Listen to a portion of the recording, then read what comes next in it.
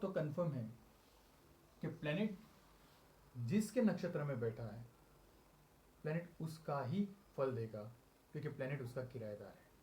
पर हम भूल नहीं सकते हैं कि वो किन हाउसेस का मालिक है और वो कहाँ बैठा है, वो उसका भी फल देगा। बट ये हो जाता है स्ट्रॉन्ग सिग्निफिकेशन और ये होता है वीक सिग्निफिकेशन।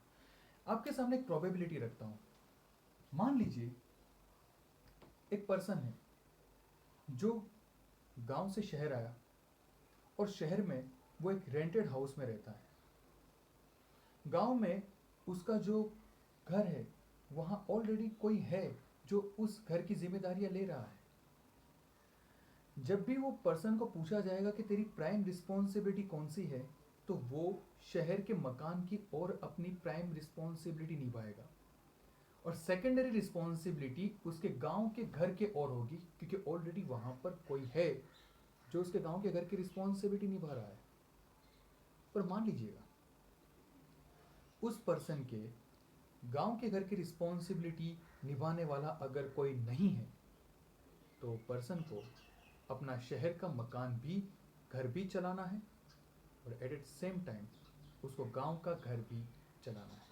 यहाँ इसी एग्जाम्पल को यहाँ पर मैंने कुछ इस तरह से बताया है कि ये रहा सेटन जो किसी के घर पर रह रहा है, तो वो उस घर के रिजल्ट देगा। यहाँ अजम्पशन ये है कि सेटन के नक्षत्र में कोई और ऑलरेडी है जो सेटन के इन हाउसेस का और इसकी पोजीशन का फल दे रहा है, इसीलिए सेटन इसका वीक रिजल्ट दे रहा है। पर मान लीजिए यहां सेटन के नक्षत्र में कोई नहीं बैठा है, तो सेटन के हाउसेस और उसकी पोजीशन का रिजल्ट देने की रिस्पॉन्सिबिलिटी, कर्तव्य सेटन पे आ जाएगा।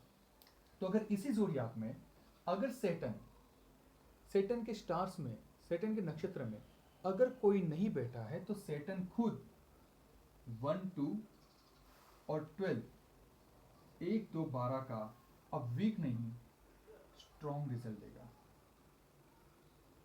मतलब वो बंदा जो शहर में किसी के घर पर रहता है, किराएदार है, तो शहर के घर को भी संभालेगा, गांव में उसके घर का ध्यान रखने वाला कोई नहीं है, तो वो गांव का घर भी संभालेगा। This is the tenancy rule of Krishnamurti पद्धति। That's all about today. Thank you very much.